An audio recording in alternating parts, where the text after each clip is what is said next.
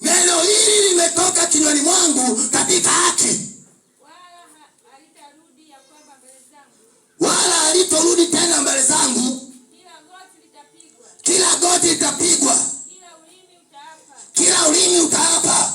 Mmoja ataniambia kwa Bwana, ndio peke yake iko haki na nguvu. Mmoja ataniambia kwa Bwana, peke yake iko haki na nguvu.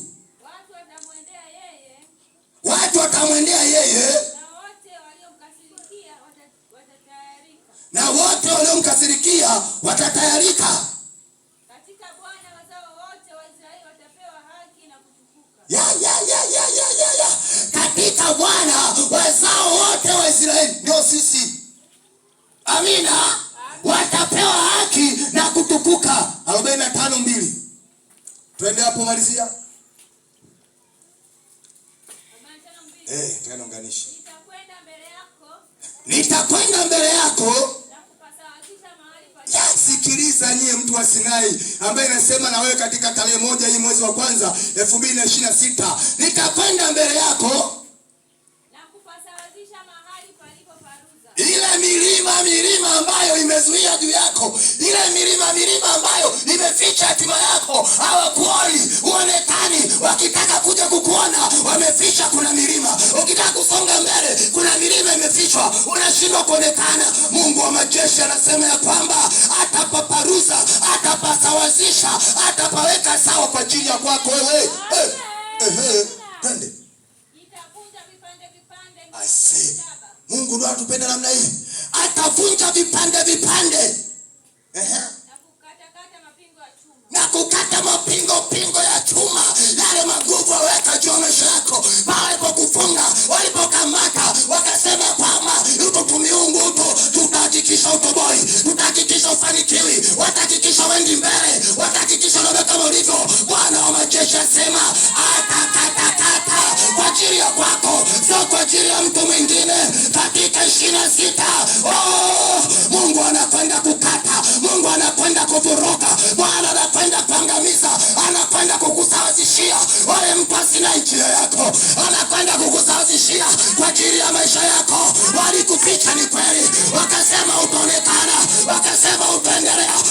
Ninalo neno katika mchana leo. Bwana wa majeshi anakwenda kusawazisha njia yako. Bwana wa majeshi anakwenda kusawazisha maisha yako.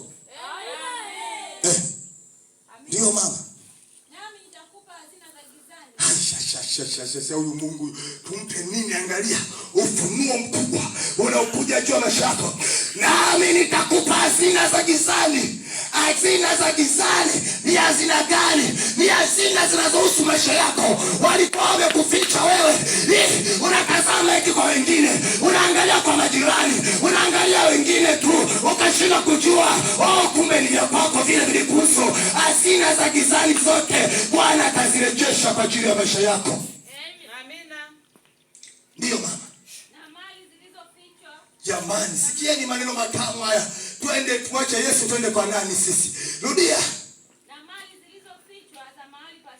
Na mali zilizofichwa pa mahali pa siri. Ndio kiini cha somo chetu. Na mali zilizofichwa mahali pa siri. Kwa nini mahali pa siri? Mahali pa siri manake ni mahali maalum, ushindwe kupajua, ushindwe kuelewa. Ndio maana sikiliza, hiyo imefichwa manake sababu yako ushindwe kutambua, ushindwe kujua wewe kwamba haki zako, ni kwamba ni sehemu yako, ni kwamba ya mambo yanakuhusu.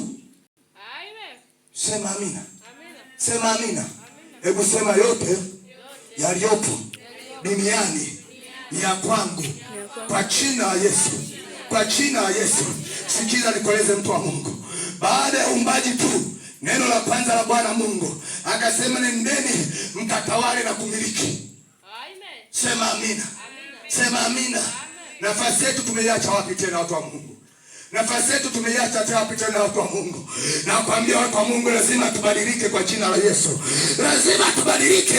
Lazima tubadilike. Lazima PG tuwe mfano Rwanzari, lazima PAG tuwe mfano Tabora, lazima watu wamwone Mungu wetu. Tunakwenda mahali pasiri, tunakwenda mahali pasiri, tunakwenda kwa jina la Yesu. Kila mahali palipoinuliwa kwa ajili ya maisha yetu, kila mahali palipoinuliwa kwa ajili ya mustakabali wetu, bila mahali ambapo pametutaabisha tumeshindwa kuendelea mbele, tunakwenda sasa. Bwana anakwenda kutupaza njia, Bwana anakwenda kupasawazisha. Tunakwenda kama wamiliki, tunakwenda kama watawala. Tegemea mambo makubwa, tegemea juu ya maisha yako, mtu wa Mungu. Tuko pamoja kweli? Tuko pamoja kweli? Tuko pamoja kweli? Natamani hata sasa Mungu aanze kufanya mambo juu ya maisha yetu. Natamani hata wakati